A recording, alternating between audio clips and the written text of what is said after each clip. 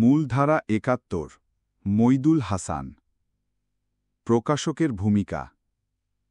profilebengal.com ওয়েবসাইটে মইদুল হাসান রচিত মূলধারা ৭১ পাঠকদের কাছে তুলে ধরার সিদ্ধান্ত নিতে দি ইউনিভার্সিটি প্রেস লিমিটেডকে কিছুটা দ্বিধায় পড়তে হয়েছিল। কেননা ১৯৮৬ সালে প্রথম প্রকাশের পর থেকেই বইটি প্রবাসী বাংলাদেশ সরকার কর্তৃক পরিচালিত বাংলাদেশের মুক্তিযুদ্ধের একটি নির্ভরযোগ্য বিবরণ হিসেবে স্বীকৃতি পেয়ে এসেছে। ১৯৯২ সালে বইটির দ্বিতীয় সংস্করণ প্রকাশিত হয়।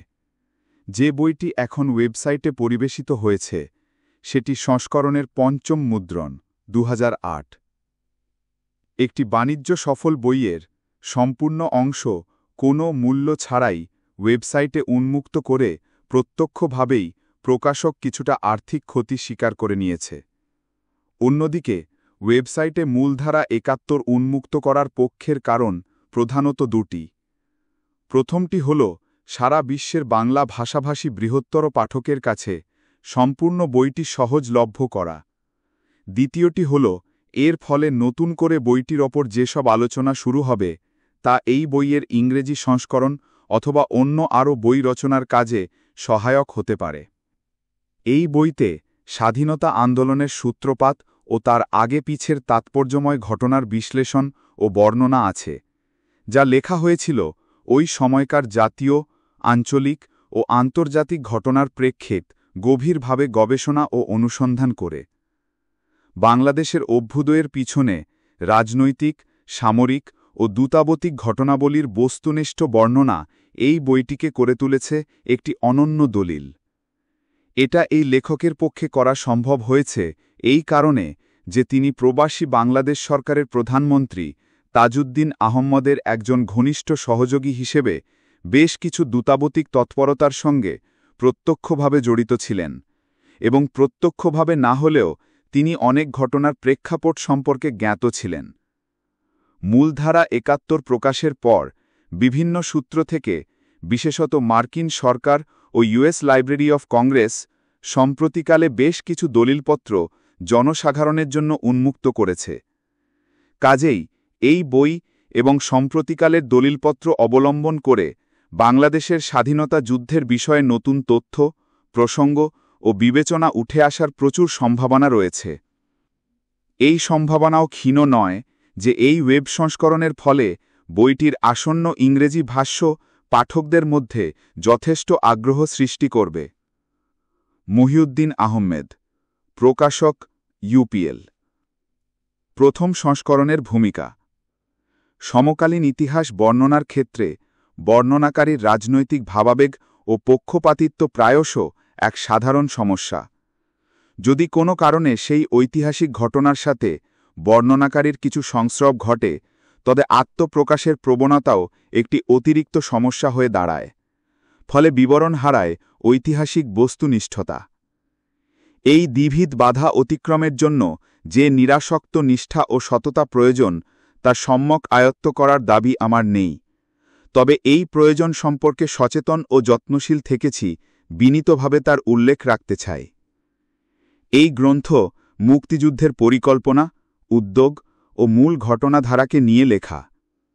মুক্তিযুদ্ধের সময় প্রধানমন্ত্রী তাজউদ্দিন আহমেদের যেসব নীতি পরিকল্পনার সঙ্গে আমি জড়িয়ে পড়েছিলাম এবং এই সংগ্রামের সাংগঠনিক পরিকল্পনা ও ব্যবস্থাপনার যে দিকগুলি সম্পর্কে আমি অবহিত ছিলাম, সেগুলিকে ভিত্তি করেই ১৯৭২ সালে এই গ্রন্থের সংক্ষিপ্ত রূপরেখা তৈরি করা হয়।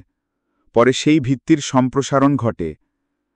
মূল ঘটনা প্রবাহ ও তার জটিল বিস্তার অনুধাবনের পক্ষে সহায়ক হতে পারে মুখ্যত এই বিবেচনা থেকে কিছু ব্যক্তিগত অভিজ্ঞতা ও উপলব্ধির উল্লেখ এই গ্রন্থে করা হয়েছে। কাজেই সমগ্র কর্মকাণ্ডের অনুপাতে এগুলির আপেক্ষিক গুরুত্ব নগণ্য বলে মনে করা হলে আমার কোনো আপত্তি নেই। মুক্তিযুদ্ধের ঘটনার ব্যাপ্তি বিশাল, উপাদান অত্যন্ত জটিল এবং অসংখ্য ব্যক্তির আত্মত্যাগ ও অবদানে সমৃদ্ধ। এই সমস্ত কিছুর উল্লেখ ও বিবরণ এই গ্রন্থের বর্তমান কলেবরে সম্ভব ছিল না। এর ফলে কারো অবদান, খর্বিত বা অনুল্লেখিত হয়ে থাকলে তা সম্পূর্ণ অনিচ্ছাকৃত এবং তজ্জন্য আমি আন্তরিকভাবে ক্ষমাপ্রার্থী। ৭১-এর সংগ্রামের মূল উপাদান ও তথ্যাদি যথাসম্ভব নির্ভুলভাবে সঠিক পরিপ্রেক্ষিতে এবং সময় ও ঘটনার পারম্পর্য অক্ষুণ্ণ রেখে উপস্থাপন করাই এই গ্রন্থের প্রয়াস। এই গ্রন্থের আলোচিত সময় ১৯৭১-এর মার্চ থেকে ১৯৭২-এর ১০ই জানুয়ারিতে শেখ মুজিবের স্বদেশ প্রত্যাবর্তন কাল পর্যন্ত। একাধিক কারণে এই সময়কে আমি একটি অখণ্ড কাল হিসেবে গণ্য করেছি। আগের ইতিহাসের সামান্য পটভূমি স্পর্শ করা ব্যতীত এই গ্রন্থের বর্ণনাকে উপরোক্ত সময়ের অনুশাসনে আবদ্ধ রাখার চেষ্টা করেছি।